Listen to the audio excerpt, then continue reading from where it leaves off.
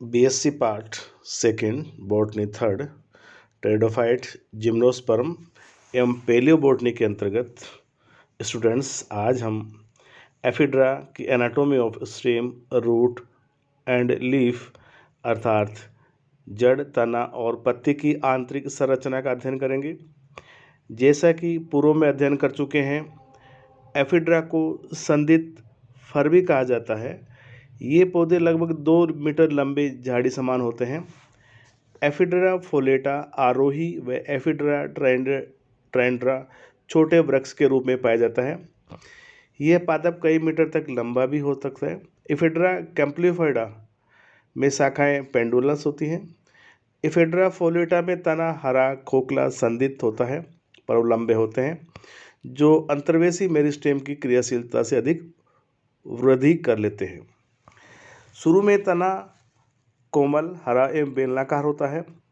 इसमें नोड व इंटरनोड लंबे होते हैं, अर्थात नोड छोटी व इंटरनोड लंबे होते हैं। परसंधि पर केवल स्केली लीव्स ही लगती हैं। अतः स्तंभ हरा व प्रणाभ स्तंभ फिलोक्लेड के समान होता है, जो प्रकाश संश्लेषण का कार्य करता है। पौधा अत्यधिक शाखित होता है। शाखाएं पर्वसंधियों पर उपस्थित शल्कों के कक्ष से उत्पन्न होती हैं।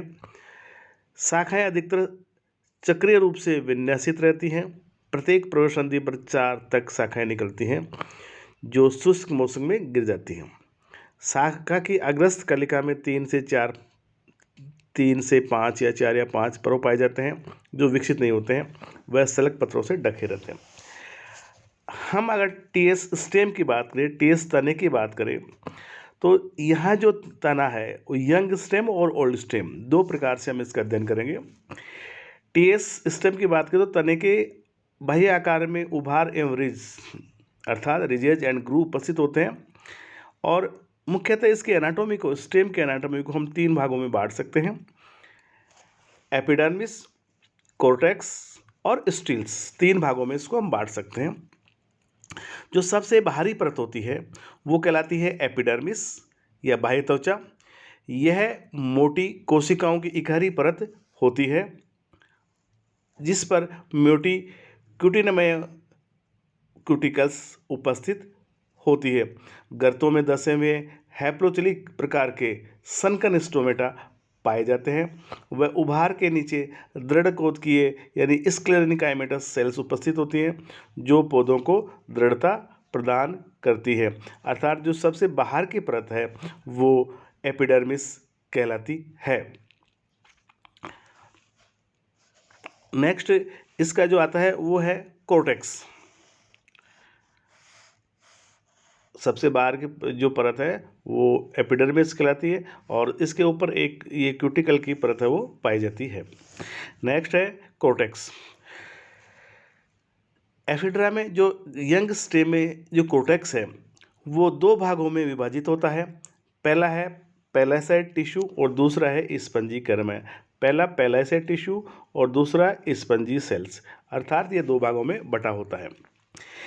जो पहला पैलासाइड टिश्यू या खंभ ऊतक है, इसमें हरित लवक अर्थात क्लोरोप्लास्ट की बहुत अधिक मात्रा पाई जाती है। यह प्रकाश संश्लेषण कार्य करता है।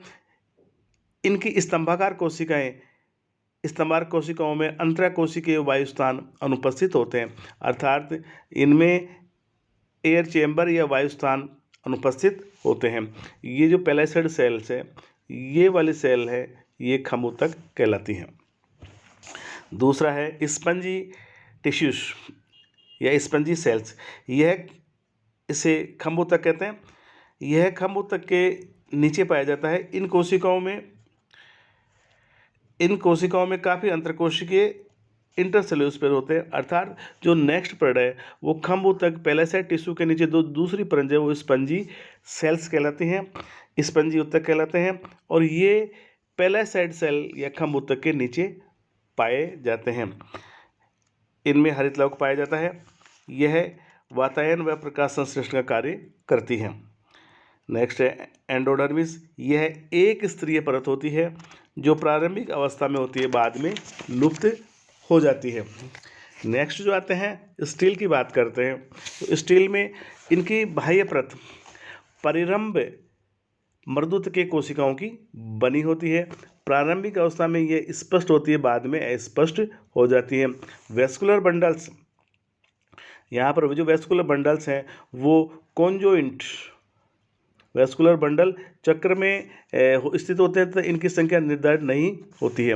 प्रत्येक पुल कॉन्जॉइंट, कोलेटरल, एंडार्च, ओपन व एक्टोफ्लोइक साइफोस्टील होता है, अर्थात प्रत्येक पुल संयुक्त, संपार्श्विक, अंतादिदारुक, खुला, बहिपोषवायी नालरम होता है। इनके मेटाजाइलम में जालिकावत व परिवेशित ग्रह तथा प्रोटोजाइला में सर्पिलाकार स्थूलन पाया जाता है।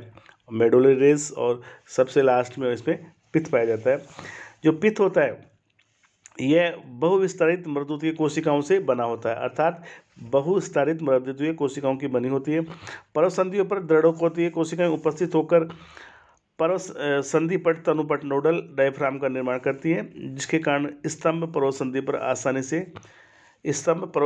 आसानी से अलग किया जा सकता है। इनमें टेनिन कोशिकाएं भी पाई जाती हैं। मेडुलरी रेस संकरीय व एक ही प्रकार की मर्दूतकीय कोशिकाओं से बनी हुई मेडुलरी रेस भी इसमें पाई जाती हैं। जहाँ सेकेंडरी ग्रोथ की बात करते हैं, एफिड्रा ओल्ड स्टेम की बात करते हैं, तो जो यहाँ पर देखिए जो सेकेंडरी ग्रोथ है, द्वितीयक वृद्धि, एफिड्रा के तने में द्वितीयक वृद्धि डाइकोट स्टेम के समान होती है। इंटरफेसिकुलर व इंट्राफेसिकुलर कैम्बियम एक चक्कर बनाते हैं, जो अंदर की ओर द्वितीयक फ्लोएम बनाते हैं। द्वितीयक कास्ट में वार्षिक वलय अर्थात एनुअल रिंग बनते हैं, जिसमें स्प्रिंग व ऑटोमन अर्थात बसंत व शरद कास्ट के क्षेत्र स्पष्ट होते हैं, जो अल्टरनेट क्रम में बनते हैं। स्प्रिंग वुड्स की बात करते हैं, वसंत दारू की बात करते हैं, तो स्प्रिंग वुड में कोशिकाएं बड़ी व तनुभित्ति होती हैं। ट्रेकिड्स व वेसल्स स्पष्ट व चौड़ी होती हैं। वाहिनिकाओं की संख्या अधिक पाई जाती है। इनमें से कुछ वाहिनिकाओं का विभाजन भित्तीय छिद्रित होकर वेसल्स का निर्माण करता है। वाहिका की उपस्थिति इफेड्रा का विशेष लक्षण है, क्योंकि अन्य जिम्नोस्पर्म में विशेष तौर पर वाहिकाएं या वेसल्स वो अनुपस्थित होती है। तो इसमें जो जाइलम वेसल्स हैं वो पाई जा रही है, जो कि अन्य जिम्नोस्पर्म में ये अनुपस्थित होती है। ऑटोमन वुड या शरद दारू में कोशिकाएं छोटी व प्रथुभित्तीय अर्थात थिक वाल्ड होती है। वाहिनिकाएं व वाहिकाएं वसंत दारू की अपेक्षा कम चौड़ी होती हैं। वेसल्स कम अथवा सर्वथा अनुपस्थित होती हैं। स्क्लेरोटिक सेल्स द्वितीयक फ्लोएम के बाहर दृढ़ कोशिकाओं की एक सुस्पष्ट क्षेत्र पाया जाता है।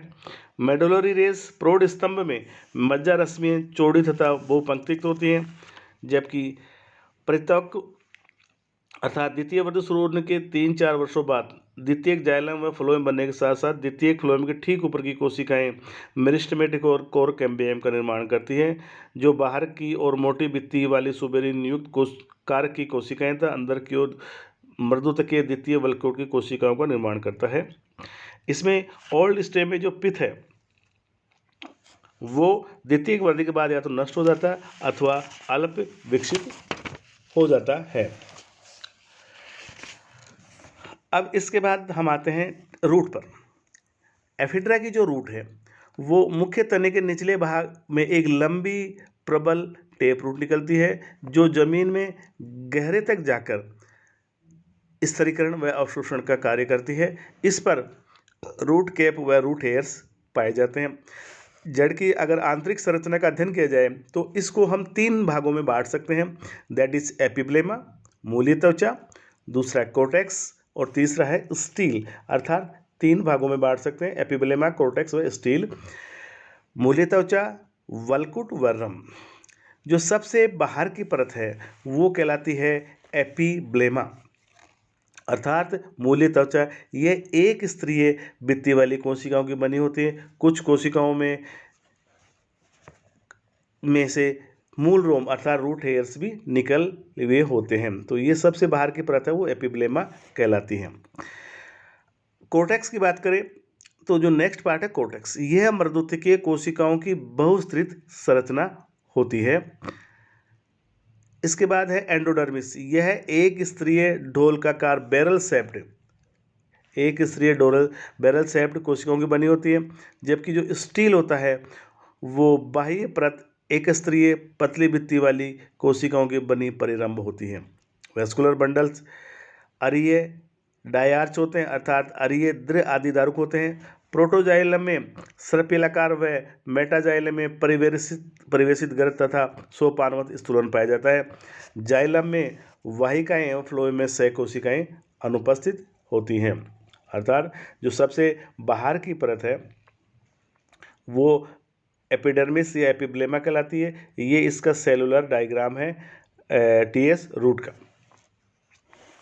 जो मज्जा होती है, पित्त होती है, ये मर्दोती कोशिकाओं से निर्मित बहुस्तरीय क्षेत्र है पाया जाता है तथा सेकेंडरी ग्रोथ सामान्यतः एफिड्रा के रूट में है, जो द्विबीजपत्री जड़ों के समान ही सेकेंडरी ग्रोथ है वो उपस्थित होती है। अब आते हैं टीएस लीफ पर। टीएस लीफ पर एफिड्रा में जो सामान्य हरी पर्ण अनुपस्थित होती है। हरी संधित शाखाओं की पर्वसंधि पर 3 या 4 के समूह में सलग पर्ण पाए जाते हैं। प्रत्येक पर्वसंधि पर छोटे सलग पत्रों का एक क्रासित युग्म उपस्थित होता है। प्रत्येक युग्म अपने ऊपर अथवा निचले युग्म के समकोण पर व्यवस्थित होता है। सलग पर्ण छोटी व अंडाकार होती है तथा संयुक्त होकर पर्वसंधि पर सेत या आच्छद का निर्माण करती है। सलग पर्ण में अशाखित 2 शिराएं पाई जाती हैं। अतः एफिड्रा फोलिएटा में 2 प्रकार की शाखाओं पर पत्तियां निम्न प्रकार से विन्यासित हो सकती हैं। असीमित वृद्धि की शाखाएं, इन पर 3 अथवा 4 के समूह में पर्ण पाए जाते हैं, जबकि सीमित वृद्धि की शाखाओं पर इन पत्तियों पर सम्मुख चतुष्क युग्म अथवा अपोजिट डेकुसेट के रूप में पाई जाती हैं। पत्ती का टीएस की लीफ की भाग देखें तो यह भी 3 भागों में बांटा जा सकता है। एपिडर्मिस, मीजोफिल व स्टील, बाह्य त्वचा, मीजोफिल व रंभ के रूप में डिवाइडेशन कर सकते हैं। जो इसका जो सबसे बाहर की परत होती है एपिडर्मिस, यह सबसे बाहर की परत है एपिडर्मिस। यह एक स्तरीय मोटी उपत्वचा से ढकी होती है। इसमें हैप्लोचोलिक प्रकार के दसे हुए रंध्र भी पाए जाते हैं, अर्थात सनकन स्टोमेटा पाए जाते हैं। The epidermis consist of elongated और oval shaped cuticle is also present. और सनकन स्टोमेटा पाए जाते हैं।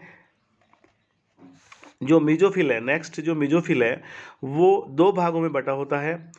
पहला है खंभोतक और दूसरा है स्पंजी उत्तक, अर्थात पैलासाइड टिश्यू और स्पंजी टिश्यू। खंभोतक की बात करते हैं। यह बाह्य त्वचा के ठीक नीचे उपस्थित 2 या 3 कोशिकाओं से के समूह के रूप में मिलता है, जिसे खंभोतक कहते हैं।